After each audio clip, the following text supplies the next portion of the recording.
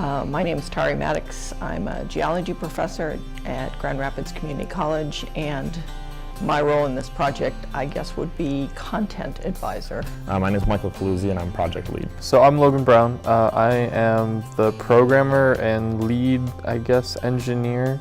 My name is Jacob Spagnolo, and I'm the lead 3D artist and environment artist for Passport VR. Tari Maddox, who's a professor here, she had an idea and wanted to create a study abroad program. Just pure chance. One of the students, Michael, was in my geology class and recognized independently how well geology would work with VR and how we could bring geology into the classroom using VR. We were actually working on an augmented reality sand table they have here in the lab next door, and that essentially uses an Xbox Kinect and a projector to project contour lines onto sand that you can mold and shape, and it updates in real time. And from there we were just talking about different ways you can apply technology to this subject or area of science. It would be really neat to be able to introduce students in the classroom to an outdoor experience. I got really excited when he approached me independently and said, hey, you know, I'd be interested in working on a project that builds a VR experience for geology students. Last semester, I was in junior project, and one of the 3 projects that were proposed was Passport VR. Mike came in and gave a little speech about it and what it entailed, and I was really interested in it. But it really got going when we started working on a grant for the National Science Foundation. It's a collaborative grant between Grand Valley State University and Grand Rapids Community College. We are building a field experience for 2 groups of students. Essentially, it's a collaborative geocentric field trip to Iceland. Iceland is an amazing place. It's got incredible geology, and it's a place that I would love to take Grand Rapids Community College students, but it is incredibly expensive to go there. In the end, we want to launch this project on the Oculus Quest, which is a standalone platform. The best part about working on the project is probably being able to drop into the VR experience and see all of your hard work kind of come to life. With a lot of games, you don't really get to do that, or a lot of experiences, I guess. I'd probably say the best part of the project is just being able to really get to model a lot of different things. Over the past 2 semesters, I've been doing a lot of different kind of modeling, and to me, that's the best way that you can model to get better. Just the ability to take something that is out of the norm, or take a technology that's not normally applied in the classroom and find a way to apply it.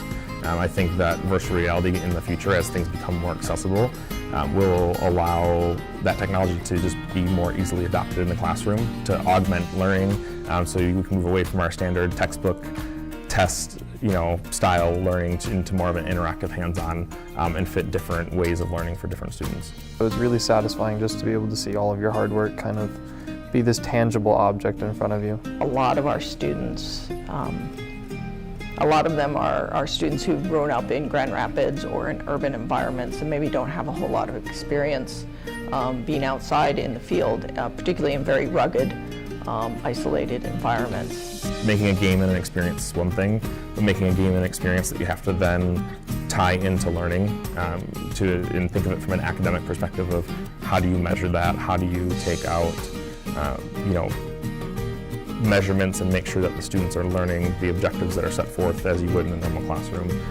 That was probably the hardest part for the group, because that's not where our area of expertise is. If there's anything I could go back and change, it would be make the project plan more detailed from the start. Running into issues that I don't know how to explain, something that I don't know why it's happening, and then going through an hour or so of research on just trying to figure out what the issue is and then trying to figure out how to fix it. We knew what the experience was, we just had to work through how to actually implement that inside of Unreal Engine. There was different parts of research. A lot of it was done within the class itself when I took that, and I took that about a year and a half ago. In the spring of 2015, I took the Geology 101 class, and a lot of that was knowledge I had learned from from different previous classes, whether it be in high school or other college classes. And that's where I really could start to see the topics that were talked about in that class and how you could apply them in a virtual environment.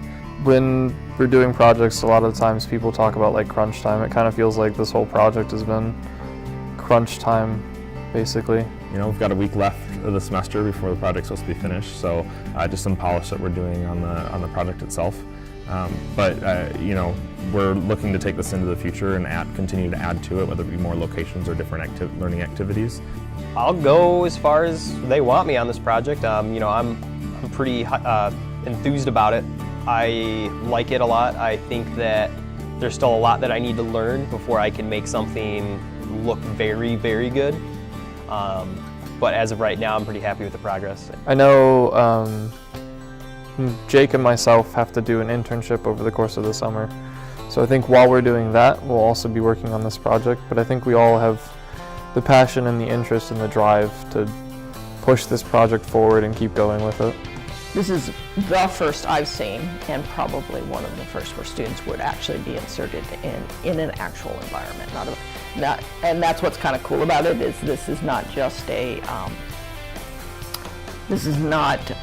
made-up environment. The students have actually gone to a real outcrop, a classic outcrop in Michigan that virtually every geology student visits, and students can go visit it in this environment.